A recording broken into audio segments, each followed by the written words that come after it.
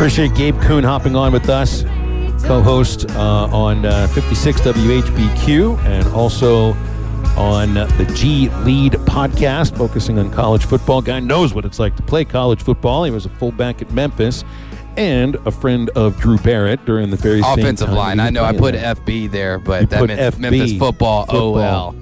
Yeah. Offensive line. Yeah, very good. Gabe, sorry for putting you with the wrong decision. Did you ever get a chance to run the ball, or was it always blocking, though? You know, I wish I did. I wish I would have gotten that opportunity. Only in high school. I got one chance on the goal line, didn't get it in, and then the other chance I got a pick six. I don't know if I've shown Drew the film on that. Drew, have I shown you the film on my pick six? I'm very proud. No, I've heard about it, but I don't believe you've shown me the actual tape before. You'll have to bring the tape to Atlanta. I might we'll need watch to get the tape out. I might need to get the tape out and relive the glory days. Well, that sounds great. I can't wait for Drew to describe all of this to me. So it sounds like you're headed to. I know Drew's headed to SEC Media Days.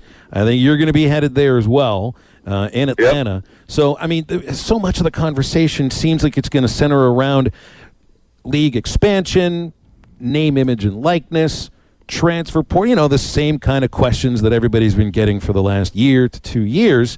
But there are other things to kind of focus on, too, at the same time. So, you know, outside of all of that, what is it that piques your interest about SEC Media Days? What would be top of your list?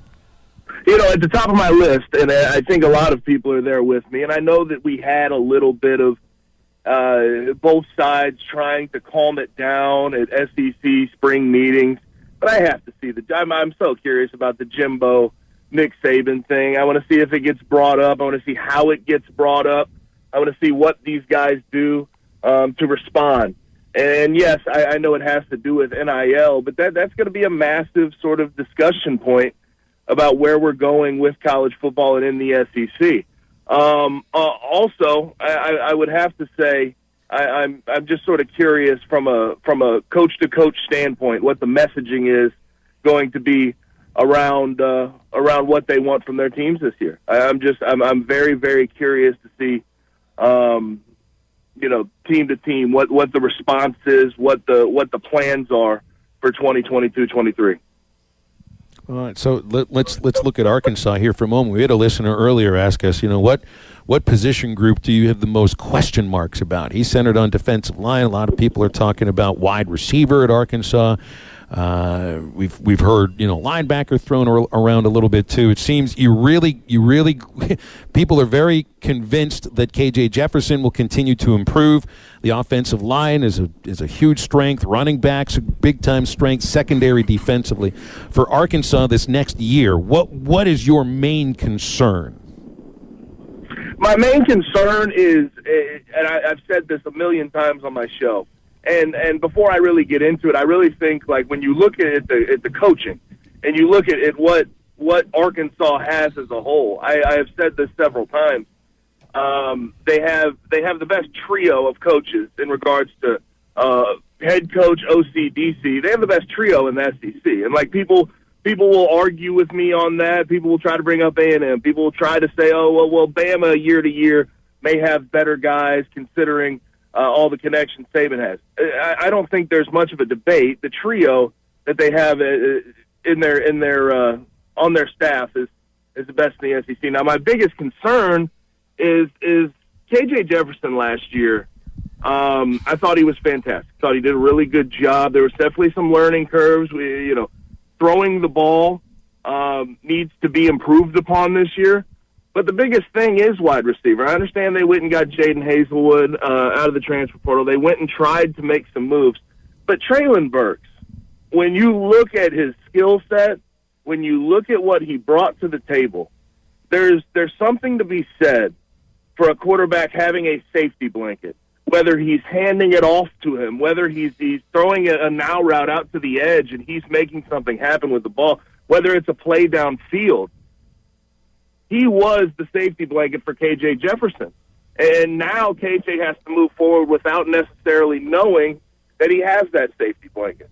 So I trust, Barry Odom, I trust Coach Odom to have defensively a good year. They're going to have to figure some things out on the D-line, although I fully trust Odom to be able to do that. The question comes down to the quarterback position and in how K.J. Jefferson reacts without having the Traylon Burks safety blanket. Mm-hmm. Well, Gabe, I think that, we've talked about it plenty of times, obviously over here in Arkansas, that it's going to be more of wide receiver by committee, that you're going to have multiple different guys out there, including, the backup quarterback Malik Hornsby, who's going to be running some slot position, going to get his speed into the game. So it's going to be not really one guy stepping up, but multiple guys kind of stepping up to maybe create some of that. Like, instead of having one mega Traylon Burks, you've just got right. You've got one guy's the left arm, one guy's the right, like the Power Rangers back in the day. One guy, one leg, one's the right leg, and then obviously the Red Rangers on the head. So you're just gonna have to have so many different pieces kind of fit that body. But one position that Arkansas doesn't have to worry about, and that's the running back position with Rocket Sanders, Dominique Johnson, AJ Green, just a true three-headed monster backfield, including K.J. Jefferson, his ability to run. Where would you kind of rank Arkansas's running back room compared to the rest of the SEC? That's an interesting question. I think Alabama is right up there, and they have Trey Sanders, Jace McClellan, Jahmyr Gibbs. They have they have a good room. I'd say they're probably slightly ahead. Ole Miss, what they've done, I mean, I can't even begin to explain how good their room's going to be. Now we're going to have to see how Lane Kiffin sort of responds, because I think that as far as the quarterback position is concerned, there's some questions about Jackson Dark, Luke Altmaier, and what they're going to be able to do, because they are a pass-to-run offense, in my opinion. They run that RPO. They are a pass-to-run offense, though, so the pass game opens up their run game. We'll see. I'd put their room with Ulysses Bentley, with Zach Evans slightly ahead. I would put Arkansas somewhere in the top 5.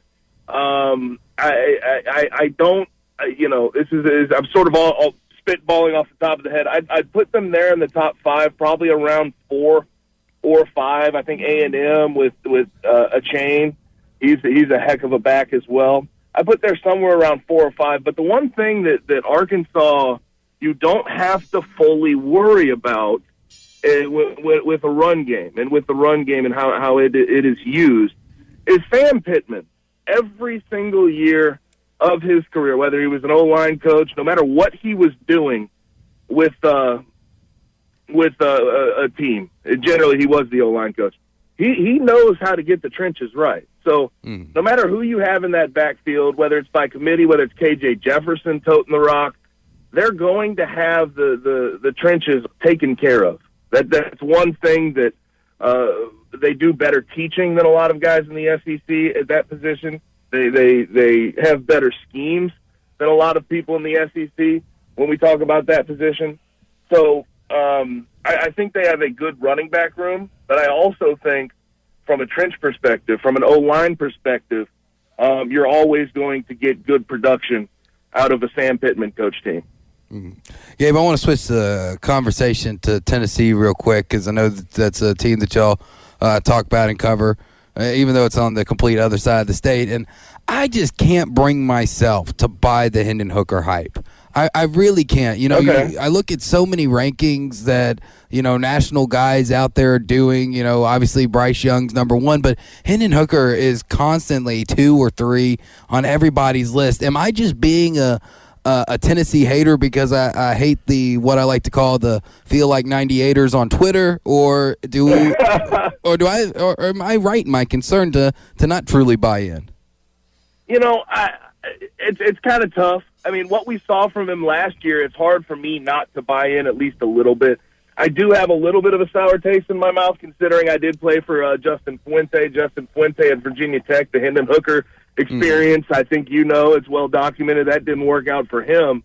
So we saw him struggle at Virginia Tech. But I think it's also bizarre last year that Josh Heupel started with Joe Milton in there starting ahead of Hendon Hooker. But I think it's a little bit unfair to throw that on Hendon Hooker himself.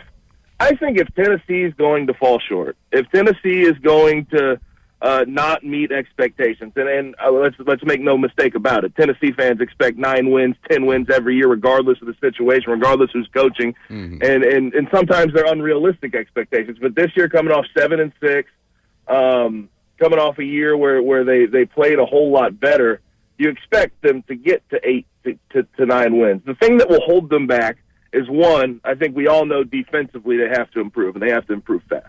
They have to figure this out quickly, because offensively, Josh Heupel had that team last year rocking and firing. Now, I do have to admit, there are some issues that you run into with a Josh Heupel coach team and the defensive side of the ball. The speed that he moves with, the speed that they go at, that pace, does not lend itself to defensive football. It sort of puts you behind the 8 ball. Now, to really come full circle and answer your question, I think it's unfair to not buy into what Hendon Hooker did last year, because he certainly helped that offense along. He certainly had that Tennessee team offensively playing good ball. But I am not blaming anyone for not buying into the Tennessee hype this year. I think that you could sort of copy and paste every year. There's a little bit too much hype around the Tennessee team.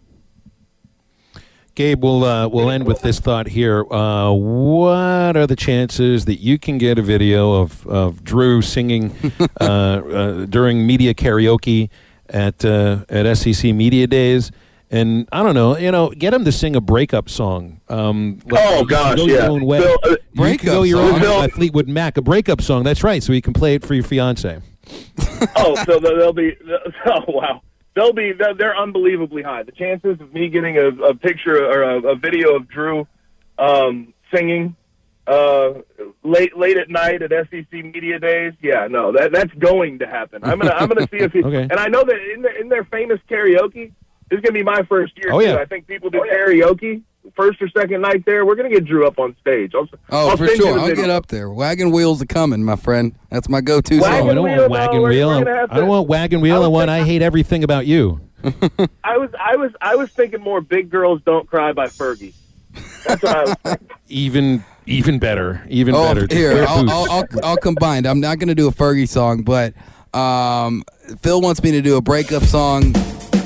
Gabe's throwing out a female artist. I'll do 10 Things I Hate About You by Miley Cyrus. How about that? Oh, right. I'm in. I'm in. Right, I'll get the video. Partners at BetOnline continue to be the #1 source for all your betting needs and sports info. Find all the latest odds, news, and sports developments, including this year's Wimbledon Finals, Major League Baseball, the latest fighting news, and even next season's early NFL futures. Head to the website or use your mobile device to sign up today to receive your 50% welcome bonus on your first deposit. Just use our promo code BLEAV. That's BLEAV to get the bonus and get into the action. Bet online, where the game starts.